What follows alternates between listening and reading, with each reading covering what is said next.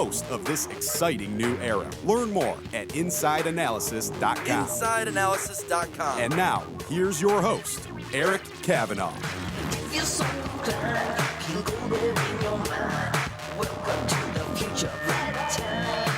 Oh, yes, ladies and gentlemen, hello and welcome back once again to the only coast-to-coast radio show that's all about the information economy. It's called Inside Analysis. Yours truly, Eric Kavanaugh, here with a very special show today, folks, and a very special guest. We're going to be talking to Bob Muglia, the former CEO of Snowflake and an all-around innovator in our industry for many, many years. And he's got a new book along with Steve Hamm, a book called The DATAPRENEURS, The Promise of AI and the Creators Building Our Future. And, I'm sitting here in Gibsonia, Pennsylvania, and I'm inclined to come up with a great quote from one of my personal heroes, someone I follow and learn from, William Gibson, who was a futurist. And he had a great quote where he said, "The future is here already. It's just not evenly distributed." And I was like, holy Christmas, what kind of a quote is that? And what he means is that there are pockets of innovation. There are pockets like in cities, for example, where you have more cell phones and cell towers and 5G, more laptops and iPads and things of this nature. And then you go way out to the country and maybe not so much. You have more factory equipment, for example, or mills or mines or different things of this nature. And it's a different story. But you do have these pockets of innovation. Of course, it also means the past is all around us as well, right? It's not just the future. But what's cool about the time we're in right now is that this is a very significant changing of the guard, if you will. You look at what artificial intelligence is now doing, and it's not new. We've had AI for 40, 50 years. The term's been around for a long time. The algorithms, some of them have been around for a long time. But what we didn't have was the compute. What we didn't have was the data to train these algorithms, and we didn't have the force of business to push it through, and now we certainly do. So we've kind of seen these worlds of data management and artificial intelligence and machine learning really start to coalesce in the last few years. And then, of course, ChatGPT rolled out their large language model, which is blowing minds. And then a couple other companies did too. Google, even Databricks rolled out a large language model in fairly short order after ChatGPT hit the scene. And there were some strange things in the news, like the New York Times having a reporter talk to the ChatGPT and it told him to leave his wife and all this crazy stuff. But I would argue that was a misuse of the technology. You shouldn't be trying to tease weird answers out of a large language model. It's there to reflect back the knowledge that is extant in the world today, and it can do so in a grammatically correct, syntactically compelling sort of way.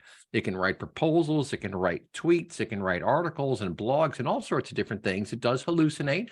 It does come up with stuff because it's really just parsing little fragments of content that it's found somewhere else on the web. So there are lots of interesting things to get into around all that. But today we wanted to help Bob promote his new book and really learn about the impetus behind this and understand more about what makes Bob tick. So with that, Bob Muglia, welcome to Inside Analysis. Congrats on your book. I think it's very exciting. I'm looking over it over the weekend. It must feel good to put that to bed and begin the promotion process, right? It does feel good. It's been a lot of work. I've been working on it for a couple of years. When Steve and I started on this, the really idea was that I had some things I wanted to say. I thought there's some things I could help teach people from my career. And I wanted to say it in a way that was easy for people to read and enjoyable. And so we came up with the idea of talking about technology and the advances in data from the perspective of the entrepreneurs of data, the people who have made it happen really over the last 40 years. And I've had the incredible fortune to be able to work with quite a number of these folks. And so we wanted to highlight those folks, the so-called datapreneurs. We were able to quickly shorten the name from the data entrepreneurs to the datapreneurs. A little bit catchier, I hope, yeah. And to highlight their work, starting, really in the early days of SQL, the early days of databases, going through the internet era, the work that was done at Microsoft around information at your fingertips, and then all of the advancements that we've seen in the modern data stack in the last 10 years. And when we started the book, really, we knew that I knew that machine learning was making a significant amount of changes in the world. I saw that it was having an impact. It was working with new types of data that we couldn't work on before. For example, images or videos, it was always data that was relatively opaque to computers, hard to work with. All of a sudden, this machine learning was beginning to crack it. But I did not realize how fast this stuff was going to advance, to be honest. I think like most of the colleagues I know have been caught a little bit flat-footed by the speed of advancement that we've seen in the last 18 months. And I continue to be kind of blown away by how fast the innovation is happening right now. Well, sure. And, what's really cool here, and I'll try to keep the focus on the people and the technology, is that people use technology, right? I look at the media in general and the mainstream media, and I'm a huge media fan. I'm in the media, obviously. We can learn a lot from the media, but I've got one of these mantras I throw out there to people, that the narrative is always wrong. And what I mean by that is the narrative, by definition, is a story. And so it's going to have some flair to it and some embellishment, for example. But for some reason, the narrative just gets off track, and it's hard to get it back on track. And what I'm talking about here is the narrative that AI is the red-eyed robot that's going to take over the world and all this stuff. And that's just not the case. I mean, I don't think these large language models are going to take over the world anytime soon. But the key is to understand the technology and know how to use it, know how to leverage it for your business. And that's where the magic happens. So just this morning, I was talking to one of our partners, Eve Molkers from 7W Data. You've met him before in one of our webinars. And he said what he's learned about ChatGPT, these large language models, is you have to be very explicit when telling it what you want. So it's just like a requirements document. You're kind of going through the process, telling I want A, but not B and not C, but D and not E and not F, and give it to me in this style. And the closer you can get to articulating the policy, if you will, which is the prompt, the better results you're going to get from the technology. And that's true across the board. Understanding how to use the technology and then doing it correctly, that's what leads to big success, right? Absolutely. And right now, people are doing a lot of that prompt engineering to help to get the more advanced models like GPT-4, GPT-3.5 to do exactly what they want. And we'll see more of that over time as these things become more sophisticated. The newer models are starting to do things like allowing you to begin to reason. They actually have reasoning capabilities. It's pretty amazing to start to see that computers can do something that's a higher order intelligence that has always been reserved for humans, and even starting to be able to do simple planning. The planning isn't as advanced as it will be in the next few years, but they're starting to do that. The other thing that's fascinating, and this is, I think is one of the most incredible things that's happened in the last 2 months, is there's a veritable Cambrian explosion of open source development happening with people really all across the world contributing to improve the algorithmic structure of models, to allow models to run on much smaller computers, to be inferenced without having these big data centers behind them, so they could actually run in portable systems, being able to run with much less memory and use a lot less power, and just be much more efficient in general. Now, those models are not yet as sophisticated as the bespoke models like a GPT-4 is, but the improvement that we've seen in the last 3 months is pretty remarkable, and a lot of companies are taking advantage of this. And one of the things that I think has been answered, and this was not clear like 4 or 5 months ago, is, will this technology be something that is available? Is it a new digital divide going to be created with this technology? Right. Will it only be available to the elite few? And I think it's pretty clear that the cost of intelligence is going to rapidly move to as close to zero. The cost of this artificial intelligence will go down substantially, so it will be accessible to pretty much everybody, which I think is incredibly good. I think I was worried if we were going to be in a situation where the development of these large language models and advanced artificial intelligence was going to be kept within a handful of companies. Sure. I think it's far, far better if we have a large number of these things being created. It's funny you should say all that, because I'm always trying to explain things to my wife and friends and other folks. And I brought up exactly what you just said. I said the one danger would be if there is some way that a handful of corporations which have access to these technologies, think quantum, think IBM with access to these quantum machines. And something a lot of people don't understand is that's going to be a very, very disruptive development when those machines go mainstream, right? Or at least theoretically they will be. I was talking to a guy from Harman Kardon the other day at the ClickWorld conference, and he was pointing out that when this stuff goes mainstream, when quantum goes mainstream, all of the cryptography falls sideways. Like you'll be able to hack into any kind of system anywhere. So well, what does that mean? But I think you're right that it is, and open source is the reason why. I'm a huge open source fan. From the moment I learned what it was about, I did a whole bunch of research. This is back in 2005. And I remember at the time, the Apache web server had just eclipsed the Internet Explorer, whatever it was called, the Microsoft it web was server. called Internet Explorer. It was called Internet Explorer. So. Okay, so I got it right. IIS, Internet Information Server was the web server. That's right. And Apache passed them. And I thought to myself, and at the time I was studying service-oriented architecture and thinking to myself, wait a minute, the nexus of open source as a methodology, as a discipline, and SOA, this spells trouble for the traditional closed source big box vendors like the Oracles and the SAPs of the world. What's going to shake out of all this? And it took about 9 years longer than I thought.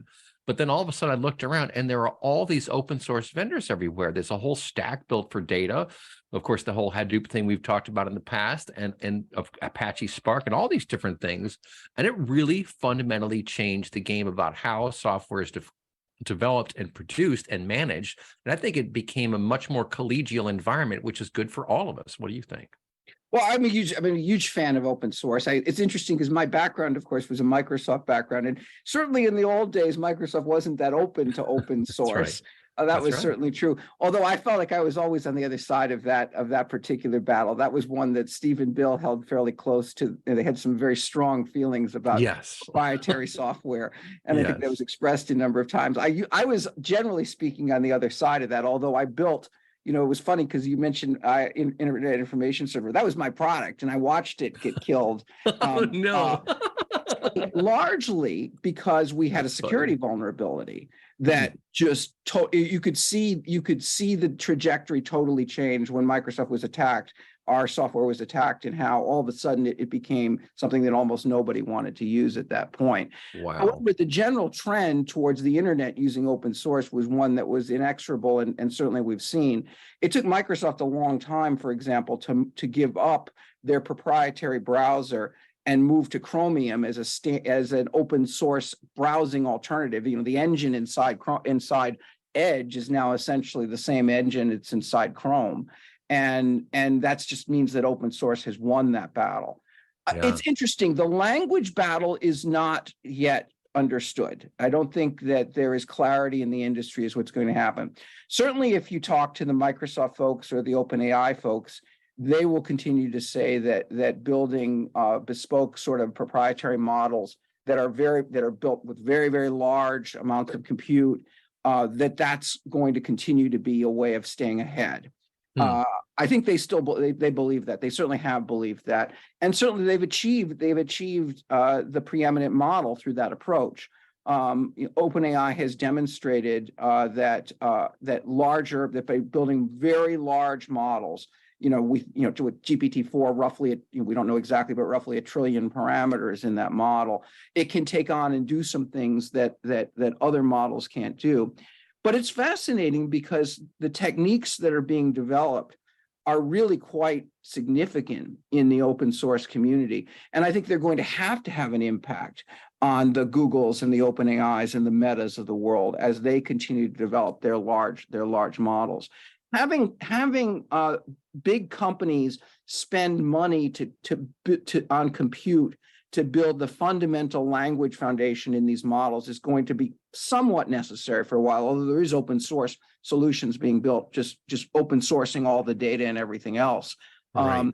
But I do think there'll be a balance of these things. Meta did some really good things by releasing their model to the research community, and then everything wound up leaking to the open source community. And essentially, that's what really set off this advancement in the open source world. But again, I think it's a great thing. I think it's a great thing to see lots of models developing. As I work with companies that are innovating in the artificial intelligence, natural language space, I do see people using a mixture of these models. GPT-4 is still the best if you're working with more complex sorts of questions. But if the problem you're trying to solve is more specific, these open source models are actually achieving equal quality to GPT-4 in more isolated cases, and they do so at a fraction of the compute cost, which means they're cheaper to run and just generate less carbon. These models could generate a lot of carbon potentially. They're using a lot of compute horsepower right now. Well, and one nice thing about open source is that we can all collaborate on building foundations such that individual companies and people can then finish off their last mile, which is what makes their company special. And if you collaborate around the foundation, you can tackle a lot of really basic issues that become encumbrances otherwise, like just being able to move data from place to place, being able to connect, the networking side of equations. There are so many foundational components to compute, which, if standardized and open sourced, will allow us to really focus on that last mile of innovation that makes us special. What do you think? I totally agree. And again, I think we're seeing that happen given the advancement and the very rapid innovation that's happened literally since February. I mean, we're just talking like 3 months. It's ridiculous. Right. And seeing the sets of fundamental changes that are coming out, reducing the time to train. I mean, to give you an example, one of the companies I work with, Dakugami, uses their own model to pull data out of business contracts. And for them and their customers, their customers don't want to send all the data up to OpenAI and have it run through GPT-4. Right. They want to keep that more proprietary, and they also don't want to deal with any kind of hallucinations on this. Right. So the models that they're using are tuned and focused on working directly with customer information exclusively, and focused on only pulling data out of the customer documents. In other words, they don't imagine something, they don't make anything up. But they were able to train a model that for some of their use cases, it met or exceeded GPT-4 capability, and it was under $10,000 they call it fine tuning costs. This is where you take a model that has been already trained, an existing open source model, and then you fine tune it with you expose it to the documents that are very specific to the industry that you're in. And so just for a small, relatively incremental cost to build something at pretty high accuracy rates. Yeah, that's a really big deal. And once again, we're talking about opening the kimono, if you will, showing people what's going on, allowing them to collaborate around different component parts of the stack. And that's what you get in the open source world. You have all these projects that do specific things. Of course, it started with Linux, the operating system, climbed up the stack. Now we have all sorts of things. Apache Spark, for example, Apache Kafka, which was the engine that ran LinkedIn. Now that's been open source. These are amazing technologies that are changing the world. We'll pick it up right after the break. Don't touch that dial. You're listening to Inside Analysis. Welcome back to Inside Analysis. Here's your host, Eric Kavanaugh. Take us to the future. All right, folks, back here on Inside Analysis. Yes, take us to the future indeed. That's what AI is doing right now. It's taking us to the future, a future in which we can get a lot more done. This is a new tool. These AI engines, they're new tools that we can leverage. The large language models, of course, are getting all the headlines. That's not the only form of artificial intelligence out there. But, I did have a thought as you were talking. We're talking to Bob Muglia, who has a new book that is out right now. Very cool stuff. I took a look at it over the weekend. The DATAPRENEURS, the promise of AI and the creators building our future. And you know what I thought that's quite interesting and ironic, perhaps, Bob, is that this AI power is going to do two things simultaneously. One, it's going to make, of course, deepfakes much easier. But two, I think it is, if implemented properly, going to effect much greater transparency. These are two different things, right? What is real and what is fake are two different things. It's good at creating the fake stuff, but I think it's also going to be good at generating transparency such that we have trust in what we're looking at. What do you think about that? Well, I think it's going to force us to work together in a lot of different ways than we have ever worked before. It'll do stuff. It's going to do, I think, in the short run, what AI will do is it's going to help automate the types of tasks that people don't really enjoy doing, and sometimes they're not all that good at doing because they're repetitive tasks, and people just get bored doing them. So we'll see a lot of improvement in the way businesses work. I think almost every application will change in the next 3 to 5 years to incorporate AI. Honestly, from my perspective, it's the largest and most significant thing that's happened in technology in my lifetime. I think the fact that all of a sudden we have computers that can parse and really, in some senses, understand English and any language, not just English, any native language, really. They're quite good at all. It's quite good at all of them. And be able to communicate with us in a much more natural way. I think we finally have broken through. And we'll start to see these new applications coming out. Certainly in the productivity space, in the space of office workers, I think that's an area where we didn't necessarily expect to see as much change, but because of the attributes of these language models, people can be more effective. We've already seen it improve developers and developer productivity markedly. I mean, GitHub is finding that 40% of their code that is checked in by people who are using GitHub Copilot are written by Copilot. Wow. That's crazy. These are crazy improvements that we just, I wouldn't have expected and is now quite available to people. Yeah, and that's a big deal. So I've been reading about Copilot, and I've been seeing in Google for about 2 years now. I noticed if you were in the Gmail client just typing an email to someone, all of a sudden a recommendation would come to finish your sentence, and I was like, "Holy Christmas!" That was the early indicator, the leading indicator, right? And so Google's been working on this. Lots of people have been working on it. Then, of course, OpenAI rolls this out, and that was the big gong splash to kind of wake the world up. But this is all sort of part and parcel to what you're calling the arc of data innovation, right? And I'm a data guy. I've been a data guy for 23 years and counting now in terms of really focusing on the industry. And as you kind of map the evolution of functionality, automation, AI, and now, of course, these large language models, you can see it's very quickly becoming logarithmic in a way, right? It is. Where it goes like this and then it just shoots. And that's why up. the arc does that. It goes logarithmic. And that's a really interesting question, which is where is it going to go in the next 20 years?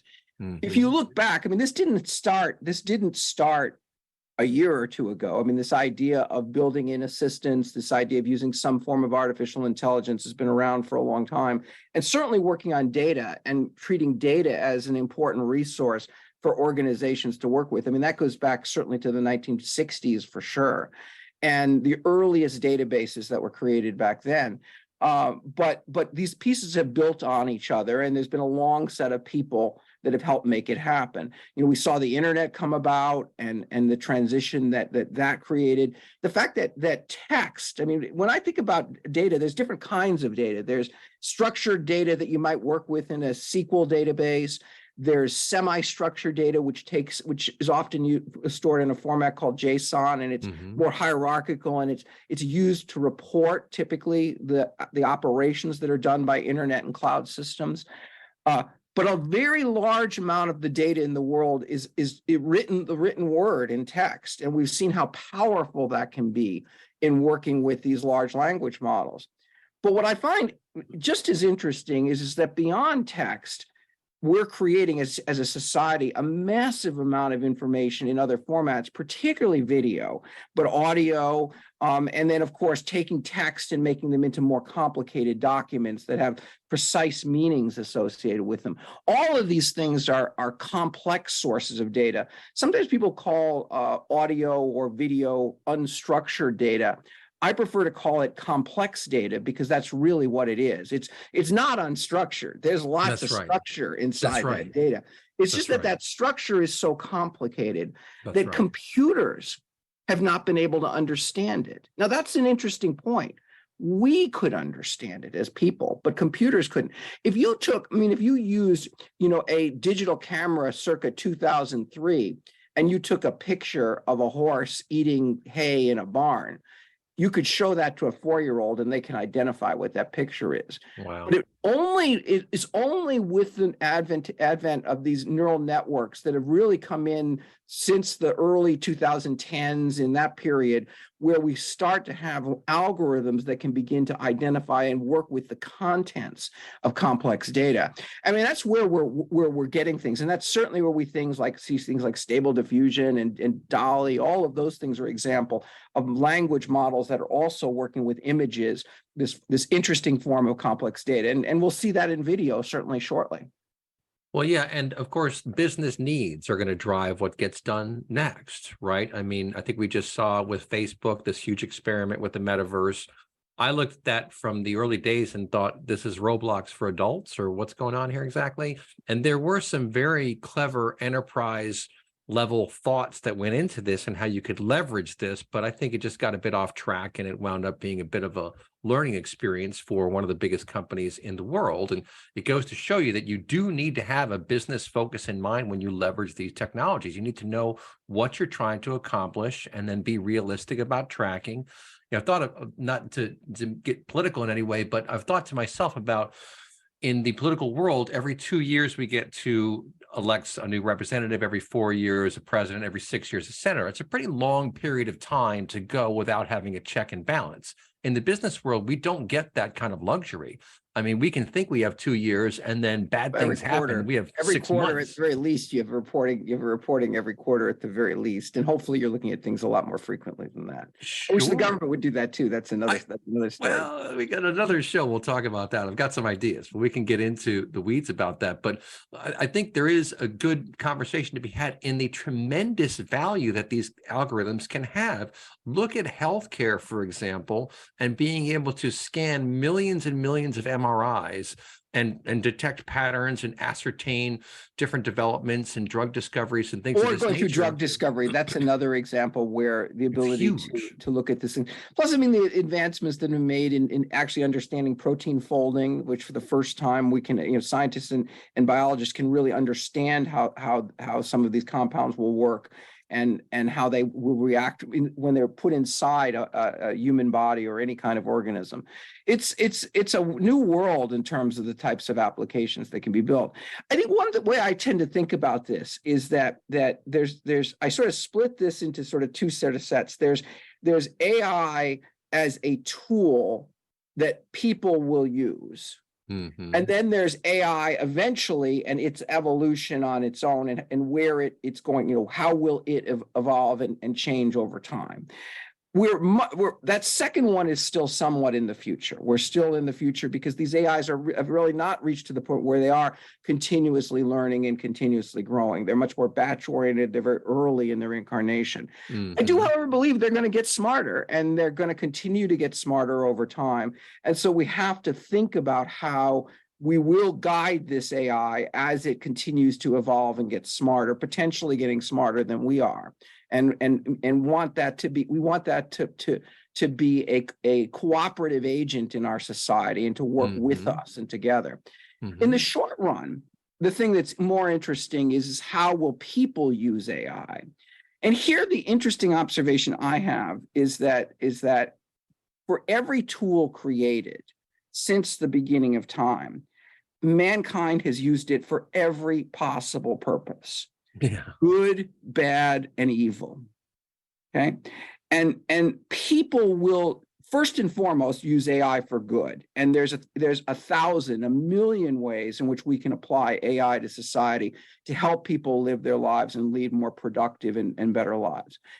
There are also ways where you can use AI for bad and for evil purposes. I mean, amongst the most extreme of those are the idea of building killer robots that are essentially drones of some type that potentially cooperate and work together and go off and perform damage and kill people. Those are weapons of mass destruction, and we need to think about it in that sense. And we need to make sure that as people begin to use AI for nefarious purposes, for example, spamming. I mean, that's an example where almost certainly we will see AI being applied as smarter phishing sites and spamming sites, et cetera. Right. But we'll also see AI applied to fight that too, which is the good news. I mean, that's people. This is a case where people are using whatever tools are at their disposal. But all people have these tools. And as I say, you can use it for evil, but you can use it for good. And you can also use it for preventative purposes.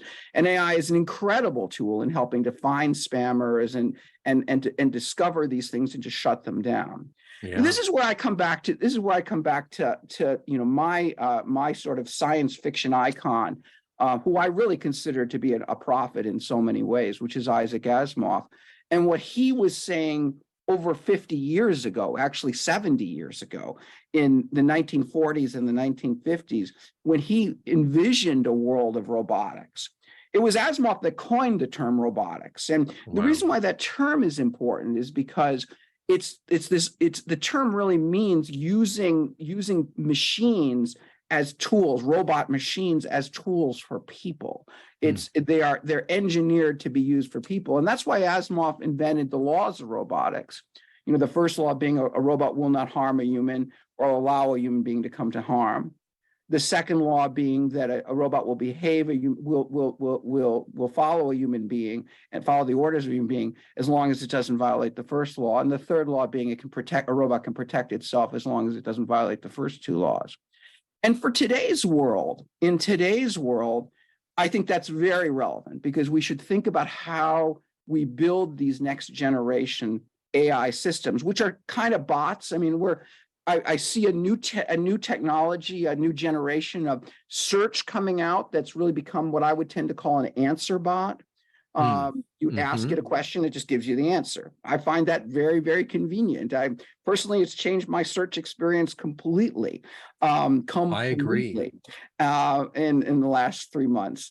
And what I know is going to happen is by the end of this year, those answer bots are going to turn into action bots where they'll do things for you. So, you'll be able to say, hey, can you see if there's a table at my favorite restaurant on Friday night at 7:00? And you'll say, no, but there's one at 7:30 and you say, great, book it for me. That's right. That's like a year away. Okay. I mean, I think we're not that far from that right now. And so to me, those are robots in a sense. And it won't be long before they are more in our lives and rolling around and having it and we'll be interacting with them in ways that are sort of Asimovian in some senses. I mean, this was always such a ridiculous piece of science fiction because Asimov had this idea that people could talk to computers, which was absurd. It was just an absurd concept until this last year. When it's now obvious that it's going to be possible to do that. That's right. Well, I saw just the other day, I saw a news program and they were talking about the robots that can dance and all these things. And the one guy says, well, they can't talk to us. And I was like, yeah, they can. That's not. And the science, it turns out the physical sciences are moving very quickly. It was a couple of years ago where Amazon was the one job they were unable to automate inside the warehouse was the picker, which is a complicated thing because these boxes robots literally deliver these boxes to humans that have to choose whatever item is in it. And they're just randomly placed in it. It could be anything in the box. The computer knows where it is. So it brings the right box and the person has to pick it out. And that was the job that could not be automated, but that's getting, that level of grip and those sorts of things are now starting to be achieved. I think by the 2030s, we'll start to see this. We'll start to see that idea of, robots on the street and even robots potentially in our households. And it's a very interesting way of thinking about things. To me, there's a lot of potential here. Asimov had some really nuanced views on robotics. Most people, a lot of people know about the three laws, but most people don't know that there was actually a fourth law that Asimov defined. He called it the zeroth law. And in his later life, most of the laws were created in the 1940s. When in his later life, as he wrote some later robot novels, the robots became much more sophisticated and were almost AGIs. In fact, they were AGIs. Wow. We'll pick this one up after the break, folks. We're talking to Bob Muglia all about artificial intelligence. We'll be right back. You are listening to Inside Analysis. Welcome back to Inside Analysis. Here's your host, Eric Kavanaugh.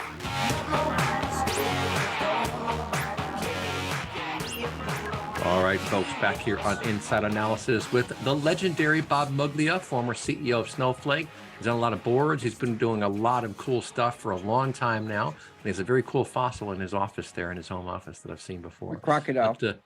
Oh, cool. They've been around a long time. And they're still here. That guy's like 170 million years old. I always say, I hope I could look that good at that age. Right, exactly. Well, you were finishing a point, and then we want to talk about the social contract. Go ahead. Yeah, and it's really related to the social contract. What I was talking about was as these artificial intelligence, as it continues to get smarter, how should we think about it? And here again, Asimov gave us guidance, not just for the short term and how to work with the agents that we have today and will be coming in the next few years, but in the long run, as we begin to have artificial general intelligence that is as smart as we are, or even becomes much, much smarter than we are over time. And that was, as he recognized in his latter part of his career, he wrote some robot novels, his final robot novels. He talked about robots who had essentially achieved AGI status and recognized that the 3 laws were insufficient. And so the robots themselves created a 4th law.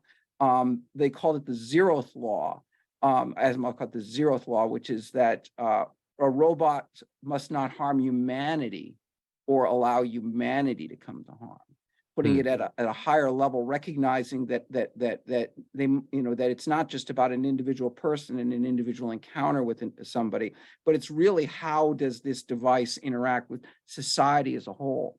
And certainly when we think now today, while I don't believe that Asimov ever thought about superintelligence the same way we do today, his robots had positronic brains in it that couldn't be replicated the way our digital brains can be. They can be copied in a second, and they can share information instantly as well. That has some interesting potential. Yet he did give us guidance about how we need to create really a contract, a social contract, as people working with these devices that we're creating, recognizing that we will want to coexist with them over a long period of time. We do need to respect them, and they need to respect us. And we need to find ways where we can benefit over time and leverage these tools that we've created to benefit society. And I think the potential is amazing because we've got the reduction of the cost of intelligence, together with knowledge. If we can continue to do things that make humanity more and more productive, it just allows society to flourish in ways that it's never flourished before. Yeah, and you brought up a couple interesting points throughout the show about the ways that AI will help. And I think, again, in the spirit of knowing how to use the tool effectively, you can use a tractor effectively, or you can use a tractor ineffectively. It's the same thing here. And what we want to be able to do is help people understand how these algorithms can solve for very mundane but serious problems, like checking the books, for example, auditing your books. I think before too long, you're going to have the option to just click a button and say automate, and QuickBooks will go through and go, here's what we think your tax return should look like. And you say yes or no and just let it go. That's coming pretty soon, I think, because if you think about, there are registries now of all the different kinds of businesses in the country. This is a restaurant, that's a bank, this is a nightclub, this is an office tower, for example. That can be pretty easily aligned to forms on your Schedule C, for example, or on your tax forms. I'm kind of surprised it hasn't happened enough yet, but I think it's because it is such a serious task. But think about how that just drives people crazy every year to do their taxes. The IRS IT systems are the worst on the planet, unfortunately. Oh, no. Well, there is that. There is government. But back to government, right? So I've been a big advocate for transparency and governance, and I lobbied for transparency in federal spending 18 years ago. And amazingly, it happened. Like, good things happened, and they passed this act, the Transparency Act of 2005. Yeah. But now I think we need transparency of process and of systems so we can see the whole thing, and then you can see where the money goes. Because when people can see, there is trust. If you can't see, if you have a black box, there's not so much trust. What do you think? I totally agree. I mean, I'm a huge fan of transparency. First of all, in creating transparency, and as we create these artificial intelligence agents that are working with us, is one of the reasons why open source is such an important component associated with that, but very much in the solutions that get created as well. I'm a big believer, for example, that one of the biggest things that can happen to reduce the cost of medical bills in this country is total transparency of pricing. Yes. It's the only thing in our lives which as a consumer we purchase where we have no transparency in pricing. That's right. I mean, you buy a house, you know what that costs. You buy a car, you know what that costs. Anything, you go to the grocery store, but you have no idea when you go into a hospital what that's going to cost. Yeah. And things like this can really help because it's not clear that the outcomes match the cost structures. In fact, sometimes they're inversely related to the cost. That's right.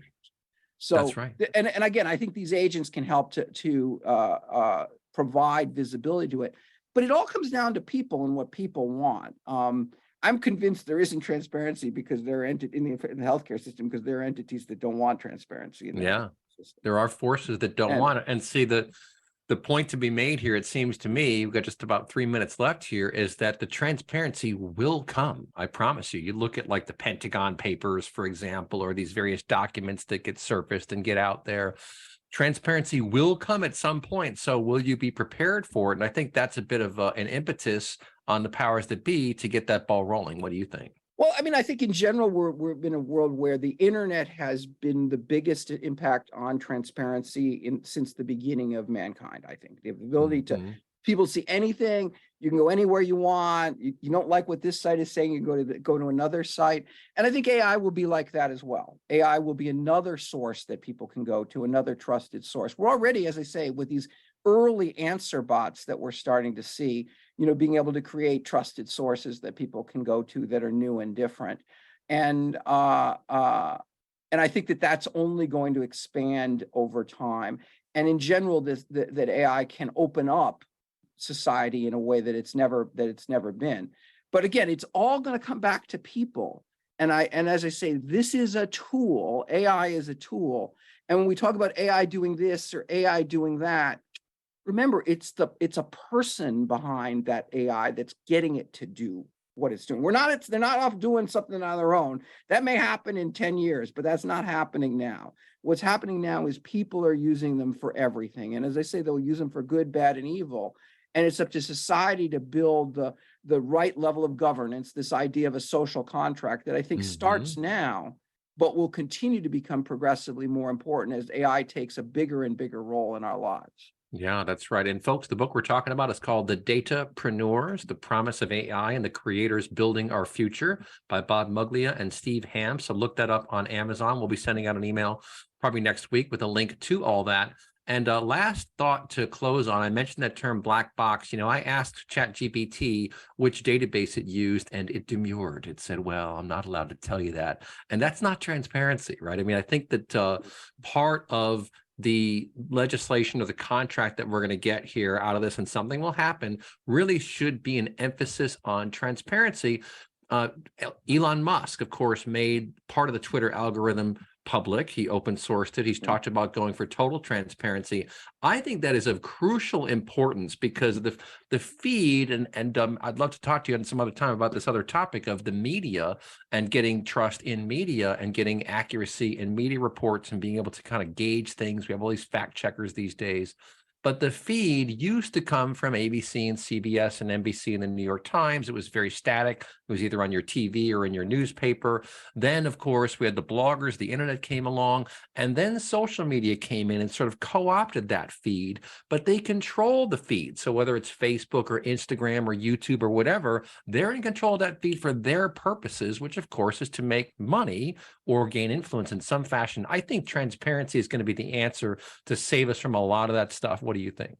I'm a big fan. I agree with that having multiple choices for people is really important. I personally believe that if all you're watching is one news channel or reading one newspaper, you're only seeing part of the picture. Regardless of which one it is, you're only seeing half or less of the picture, and you need to get news and information from a wide variety of different sources. Fortunately, that's relatively easy to do today, that there are a wide variety of sources on the internet.